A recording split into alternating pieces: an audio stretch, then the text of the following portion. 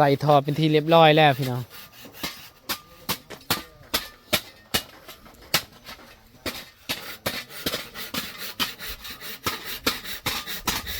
บ้านบึงคงกับบริมีเบอร์ทาง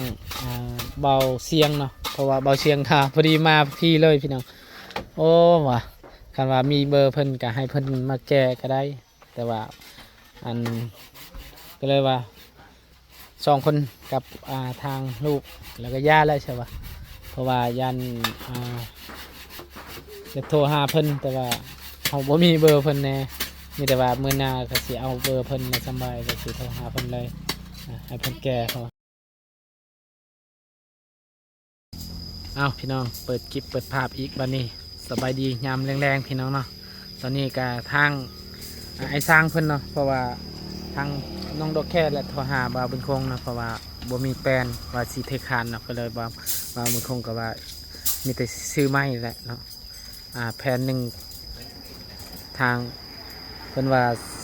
130,000นี่แหละก็สิซื้อเป็น4 แผ่นนี่แหละพี่น้องเนาะสิซื้อใส่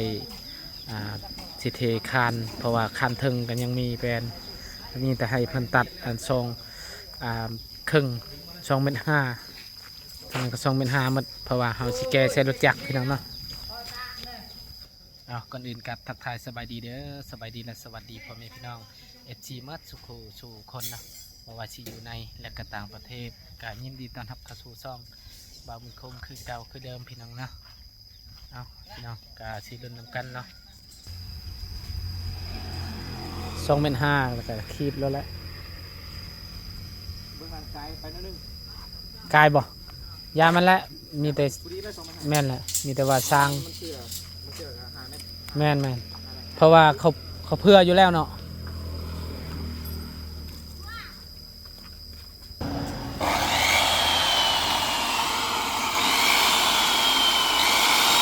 ไปบ่ไปเลยจังเลย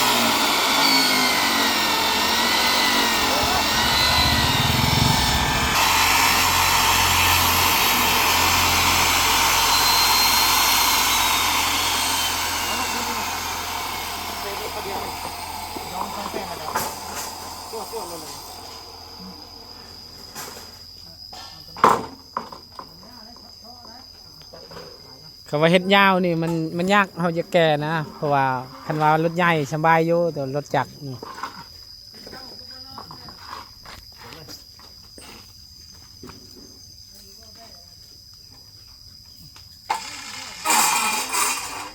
เขาเดียวตัวนั้นโอ้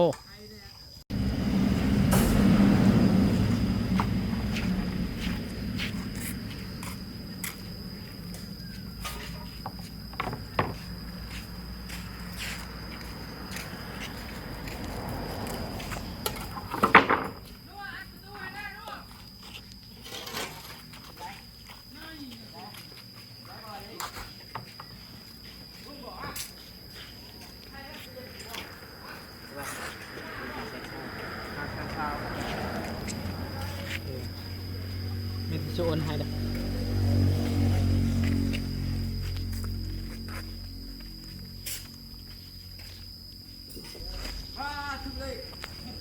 พี่แม่ไปเอาคนใดแน่พี่ดูว่ากันไปส่งชิบังให้อันนั้นก็ชิเปาคนเดียวเพื่อนนั้นก็ซักเท่านั้น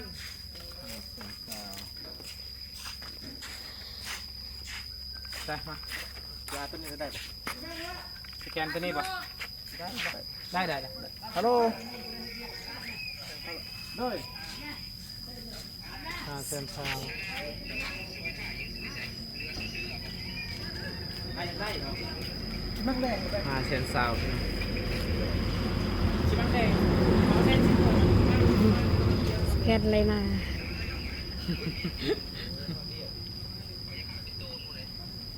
ลิตรได้ทุกคนคือจืดเนี่ยบ่หนาไป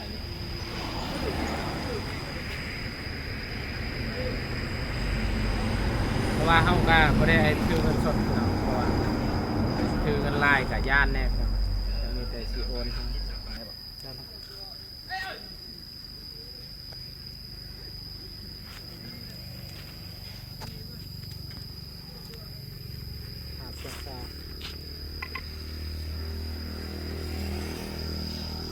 ขอบใจเด้อ โดย ไปเอา ปิดบ่ แฟนตัวนี้ ปิดบ่ จำนวนที่ซื้อใหม่เมื่อกี้นี่แหละใหม่ตัวนี้ให้เพิ่นเทคานโอ้มีเทคาน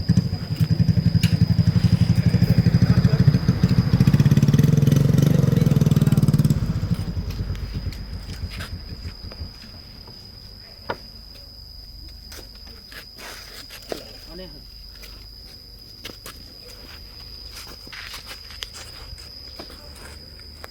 มาไหลลงมาถึงจะได้ทั้งหมดเอาใส่ลง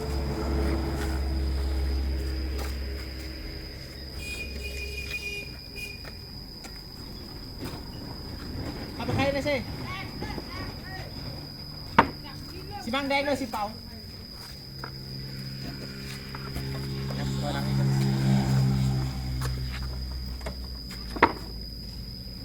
เอาไปล้างนี่บอกดีบอกเอามัดมือมัดมือไทยมัดเดินยางมาเดินในรถหลังจากครับไปไปไทยจุดมา เออโคตรเจอเลย เจอ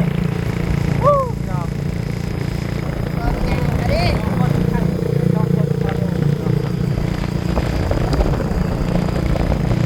ได้ไป อ่ะ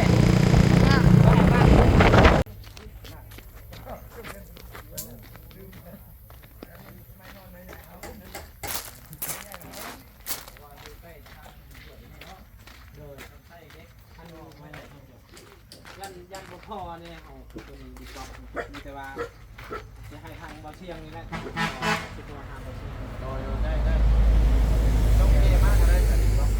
บอกนี่200ฝ่าย250 250 เด้อแต่ว่าเพราะว่าอยู่นี่มันดินมันเป็นแบบนี้นะก็เลยยันบ่พอเป็นอย่างนั้น ถ้าเฮ็ดแต่เก่านั่นก็250นี่เดือยอีกนะ โดย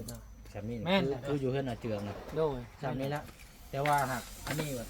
แต่เพิ่นเอากอตัวนี้เนาะ แม่นแหละ มันสิเสียล้มตัวนี้ไป อ้าวลิกตะปูเนี่ยพี่ปะ บ่เป็นหยังคันว่ามันบ่พอจังไดก็โทรมาสิแก้มาให้ โด เด้อย เดี๋ยวสิเอาเบอร์ทางบ่เชียงอีกใช่ไหมเอาบ่มีเบอร์เพิ่น เนาะ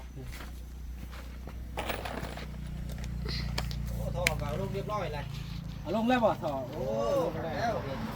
อันนี้ว่าปิดแล้วนี่ฝนตกแล้วมันแรงนี่ เบิ่ง โอ้ลงเป็นที่เรียบร้อยแล้วพอเนาะโดย นายยงเบิ่มนายยงเบิ่ม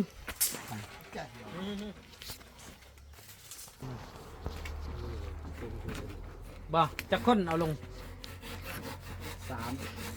ไปเนี่ยเจ้าไปเนี่ย ที่ใส่4คนเนาะ เอายังเอาลงนี่เชือกบ่ เสือกเด้อ เดี๋ยว ลากนอนดู คืนนี้มีแต่อยู่ก็แล้วเหมือนเนาะพอดีกำลังแก้พื้นอยู่ เพิ่นว่าบ่มีแป้นว่ะก็เลยว่าเอ้าเป็นแล่นไปซื้อแป้นก่อนว่ะ ได้เป่าอยู่ที่เราบ่ได้ยกในโซดอ่ะทานได้บุญกันก่อเลยนะ ใช่แล้วปั่น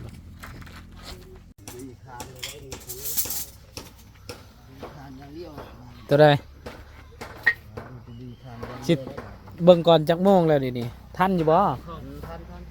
ทันไหวคุณ5 โมงยัง5 โมงครึ่งแล้ว ยาแม่ อย่าแม่ โดย โดยเล็งเลยเนาะโดยเอาสบายดีเด้อไอเด้อสบายดียามแรงๆพี่น้องเอ้ยเนาะพอดีอายเพิ่นโทรมาว่าบ่มีไม้ว่าสิใส่นี่ก็โทรหาทางน้องดอกแค่ว่าน้องแค่ก็ว่าบ่มีไม้เนาะก็มีแต่ว่าอยากยืมไม้ทางเฮือนน้องจริงๆแต่ว่ามันสิเป็นไม้เวียดนี่แหละถามแม่ทางน้องจริงๆเพิ่นว่าไม้เวียดเพราะว่าเพิ่นก็บ่มีไม้มีแต่ว่าไม้เวียดก็เลยว่าเอ้ายาแล้วซะซื้อเอาไม้เลยซะเพราะว่าเฮาก็ยังสิใส่งานลายแล้วก็ยังสิเทถึงอีกเนาะแม่นละว่าอ้ายยังสิเทข้านถึงอีก ตัวนี้แหละพี่น้องก็เลยว่าย่าและว่าสิซื้ออีกเพราะว่ามันยากคันว่าเฮายืมกะ ยืมหมู่กัน เฮาก็ตัดอีกบัดนี้เนาะ จะสิใส่ โดย ลาย บัดนี้เฮาตัดพัดเพิ่นก็แบบว่ายานเพิ่นสิบ่ให้ตัดเนาะเพราะว่าไม้เพิ่นนี่ไม้เฮาเองนี่เฮาตัดหยังก็ได้บ่มีไผสิเครียดสิหายเฮาก็เลยว่าญาติตัดสินใจว่าซื้อไม้ให้เพิ่นเลยซะพี่น้องเพิ่นก็สิเทคานแล้วบัดนี้โอ้เศร้ามาอีกรอบนี้ก็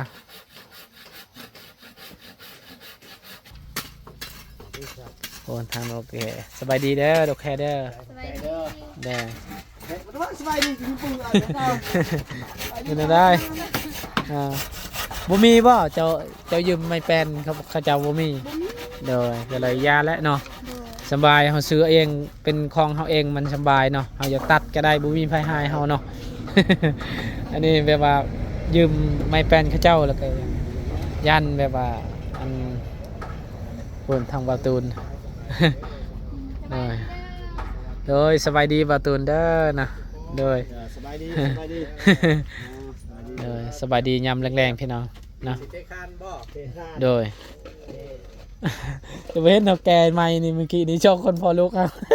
โดย เจ้าแก่ใช้ยังมารถจักร รถจักรนี่แหละโอ้รถจักรเฮาอ่า ลูกบัวใหญ่บ่ ข้างนี้ดิ โดยเพราะว่าอยากโทรหาเบาเสียงอยู่บ่มีเบอร์เราเหรอโดยมีแต่ทางเบาตูนบ่เบาบุญบ่โดยเบาบุญบัดป้าบ่มีนะ ออกมาตั้งเดียวกันอยู่นะ โดยนั่นแหละ ชื่ออยู่ใช่จ้ะ ชื่ออยู่บันดงนี่แหละ โอ้ใกล้นี่บ่ โดย เจ้าก็พอกินกันหาก่อนได้เนาะตั้งเดียวกันอยู่ โดย ใส่ก้นออกว่างเนี่ย บ่ แม่น จะหากะมาบ่ เดินเนี่ยอยู่ใต้น้องเพิ่นแล้วแล้วก็ได้แวะมาหาน้องแก่นี่ โดยกินเดียวทั้งนี้ กินน่ะ โอเคนะกินก่อน บอกเราเลยเนาะ จกโดยไปเนาะ มันคงว่าน่ะได้บ่ ไม่บอก ว่าอันโตมันยังช่วยเข้าบ่ยังนี่แหละ เพิ่นสิไปช่วยเข้า แม่นล่ะแม่นล่ะ โอ้ โดย ตอนนี้นี่บ่กว้างนี่ ตัวนี้อัน2 เมตร 5กับ2 เมตรนี่แหละตัวนี้2 เมตรโดยตัวนี้2 เมตร 2เมตร50 โดยแม่นล่ะก็พอดีแล้วเพราะว่าเพิ่นก็2 เมตรลูก ผู้ดีงามผู้ดีงาม โดย น้อยใหญ่ โดย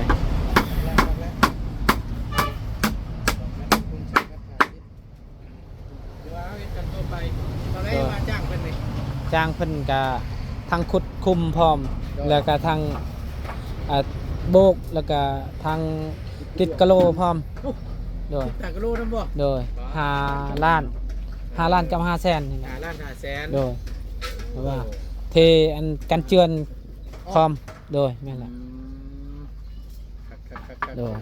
แล้วก็ให้เพิ่นซ่อมเฮือนตัวนั้นแหละซ่อมโดยซ่อมเฮือนตัวนั้นก็2 ล้านเพิ่นเอา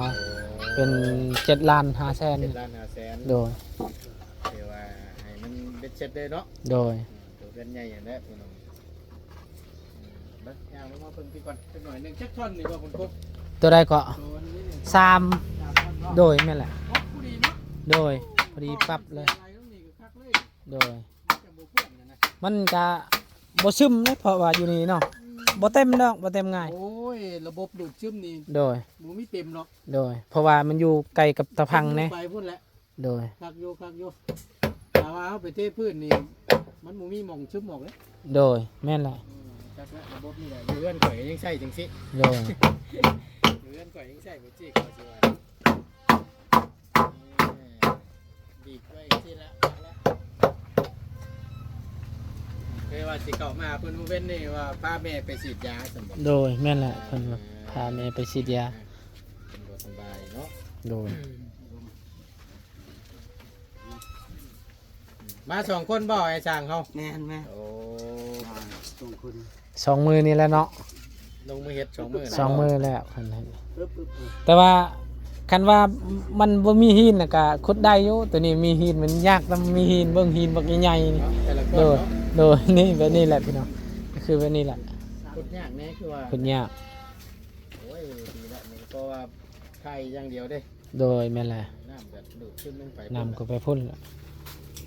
ไข่ดอกโอ้ยบ้านนอกครอบหน้าเฮาบ่นั่นดอกบ่เป็นพวกไม่บ่เต็มง่ายดอก โดยแม่นแหละ เรื่องน่ะแม่นเฮาเฮ็ด โดย มันดูดรวดตัวนี้ โดยแม่นแหละ วานบ่มีหม่องซึมไปทางใดกว่าสิว่านี่แค่นี้ เพิ่นโทรเมื่อกี้นี่ว่าโอเคว่าเฮาสิไปซื้อวัดยังบ่อันนั้นอยู่ปูนมันยังบ่ไปชมอยู่ยานมันค่ำสิเจ้านี่แหละเพิ่นว่ายันเฮาบ่มาอันนี้ใหม่ตัวนี้คันเอามาบ่มา ก็มั่งเพิ่นไปชมปูนแล้วก็มั่งบ่เพิ่นโทรมาแล้วก็เฮาก็จวดแล้วแหละแต่เพื่อนเพิ่นแก้พื้นก็ปะแล้ว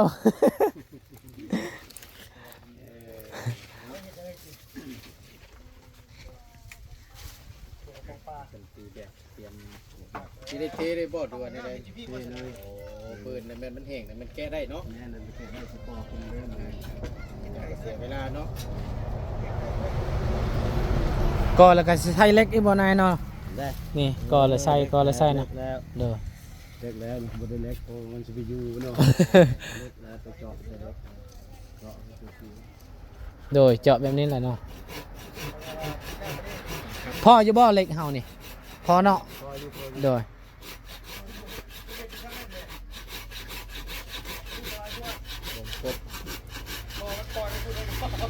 บนครบนี่มันต้องเทการขับเพิ่น โดย ทานครับ มีคานอีกอยู่ทางเป็นอันเฮ็ด เด็ก เขาใส่ไม้บ่ครับไม้ นะ ทุกคนใส่ไม้บ่ครับใส่ไม้ ตัวแรกก่อน ใส่ไม้บ่ครับทานครับ เทการขับเริ่มถึงแล้วขับปุ๊บแต่อันนั้นคุณได้ที่อยู่ มีงามกว่า จ้ะเฮาก็ยังบ่ฮู้คือกัน ทานครับงาม แม่นแน่นหนาเพราะ มันแน่นเลยครับบ่แตะ แม่น โดย แตะ แม่นแหละเนาะเฮ็ดแนวใดให้มันคักนี่แหละเนาะคันว่าเฮาเฮ็ดคักแบบว่าเฮาจึงกินแบบว่ากินนาน โอ้แนวมันแหละ โดยคันว่าเฮ็ดบ่คักนี่ก็ได้แต่เทื่อเดียว เฮ็ดดี โดย เฮ็ดงาม แม่น ราคากันเอง โดยแม่นแหละ ใครๆก็จะจ้าง โดย ผลงานโชว์รถเด้อ อืม ดีเลยพี่น้องเลยโอ้เป็นยังไง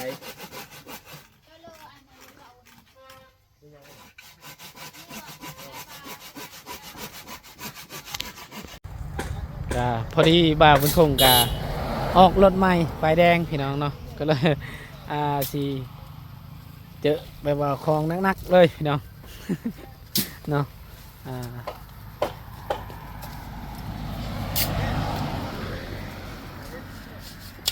ราคาก็19 ล้านเนาะพี่น้องก็5กาซื้อเนาะพี่น้องจำได้บ่เพราะว่าบ่าวเป็นคงกับรถโตคันตัวนั้นแหละพี่น้องคันโตสีโตเฮ็ดสีใหม่นั่นแหละแต่บ่าวบุญคงกับใครออกแล้วตอนนั้น18 ล้านก็เลยซื้อคันตัวนี้19 ล้านพี่น้องก็เลยว่ามันก็สีใหม่แน่พี่น้องเนาะใหม่แจ่มๆเลยเนาะนี่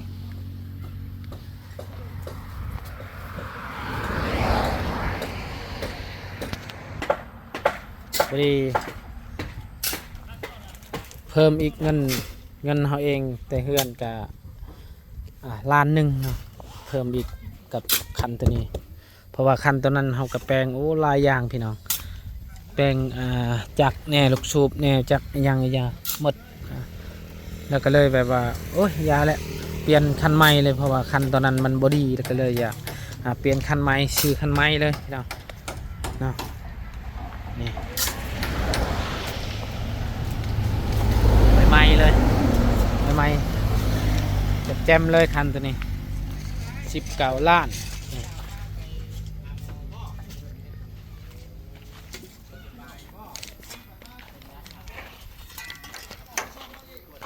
พ่ออยู่บ่ดิบอกหน่อย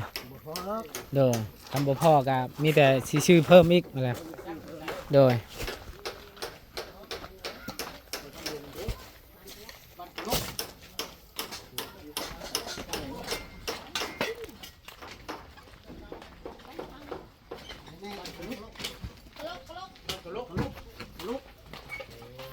ตัวนั้นกระลุก แน่นแล้วบัดนี้เนาะไอ้เนาะ เรียบร้อย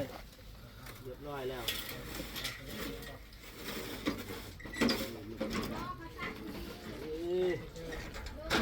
นี่งะน้องๆนี่เลยต่อนี่คือจะเอา เลยนี่แหละพี่น้องที่จำนวนที่บาวบุญพงษ์ซื้อไม้มาเนาะพี่น้องราคากับประมาณ500,000กับ20,000นี่แหละพี่น้องจำนวนไม้4 แผ่น4 แผ่นเพื่อตัดเป็นทั้งหมด8 แผ่น2 เมตร 5เด้ก็เลย8 แผ่นแกเอารถจักรแกไป2 คนกับพ่อลูกสบายดีปะลุงก่อนลูก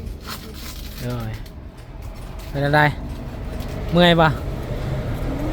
เมื่อยหรือบ่ได้เมื่อย